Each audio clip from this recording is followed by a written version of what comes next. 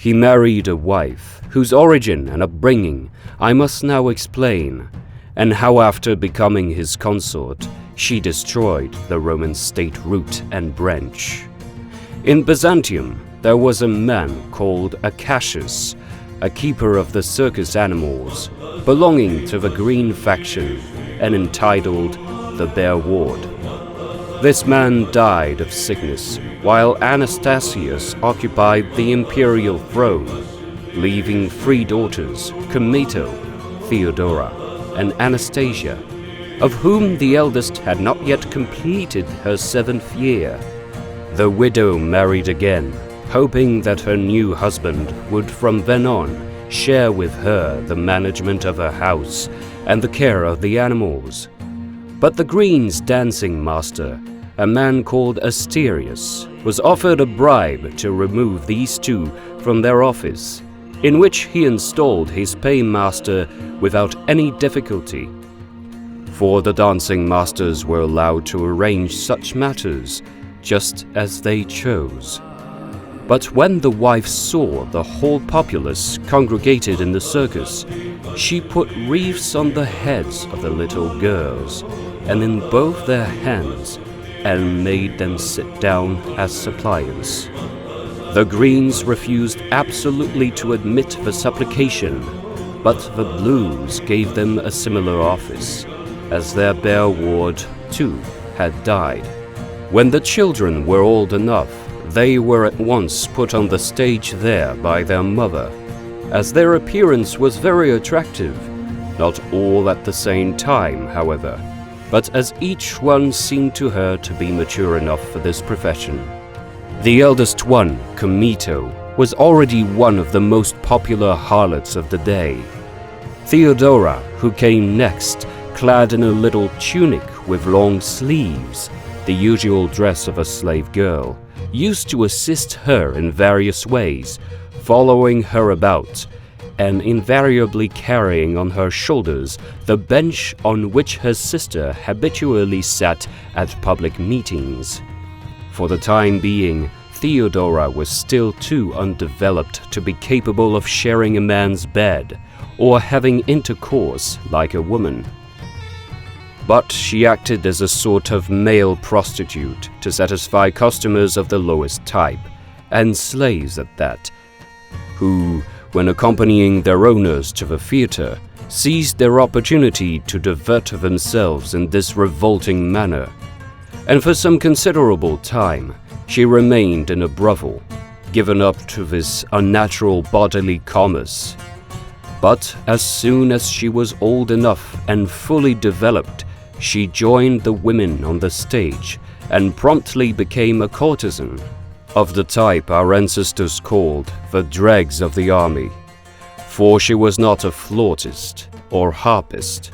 She was not even qualified to join the corps of dancers, but she merely sold her attractions to anyone who came along, putting her whole body at his disposal. Later, she joined the actors in all the business of the theater and played a regular part in their stage performances, making herself the butt of their ribald buffoonery. She was extremely clever and had a biting wit, and quickly became popular as a result. There was not a particle of modesty in the little hussy, and no one ever saw her taken aback. She complied with the most outrageous demands without the slightest hesitation. And she was the sort of girl who, if somebody walloped her or boxed her ears, would make a jest of it and roar with laughter. And she would throw off her clothes and exhibit naked to all, and sun-dry those regions, both in front and behind, which the rules of decency require to be kept veiled and hidden from masculine eyes. She used to tease her lovers by keeping them waiting, and by constantly playing about with novel methods of intercourse. She could always bring the lascivious to her feet, so far from waiting to be invited by anyone she encountered. She herself, by cracking dirty jokes and wiggling her lips suggestively, would invite all who came her way, especially if they were still in their teens. Never was anyone so completely given up to unlimited self-indulgence. Often she would go to a bring-your-own-food dinner party with 10 young men or more, all at the peak of their physical powers, and with fornication as their chief object in life, and would lie with all her fellow diners in turn the whole night long. When she had reduced them all to a state of exhaustion, she would go to their menials, as many as 30 on occasions, and copulate with every one of them. But not even so could she satisfy her lust. One night, she went into the house of a distinguished citizen during the drinking, and, it is said, before the eyes of all the guests, she stood up on the end of the couch near their feet, pulled up her dress in the most disgusting manner as she stood there, and brazenly displayed her lasciviousness.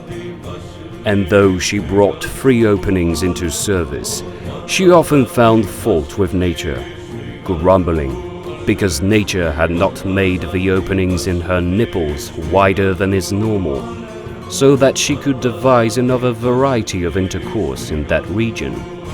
Naturally, she was frequently pregnant, but by using pretty well all the tricks of the trade, she was able to induce immediate abortion.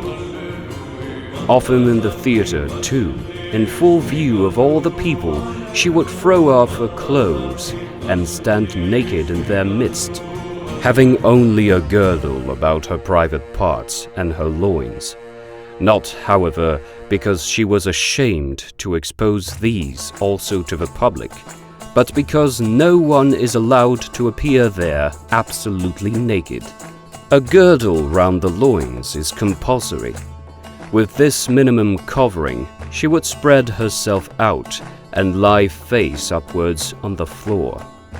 Servants, on whom this task had been imposed, would sprinkle barley grains over her private parts, and geese, trained for the purpose, used to pick them off one by one with their bills and swallow them.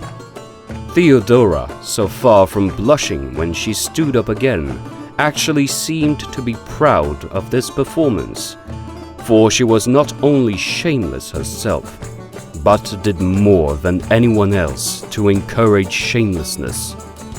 Many times she threw off her clothes and stood in the middle of the actors on the stage, leaning over backwards or pushing out her behind to invite both those who had already enjoyed her and those who had not been intimate as yet, parading her own special brand of gymnastics.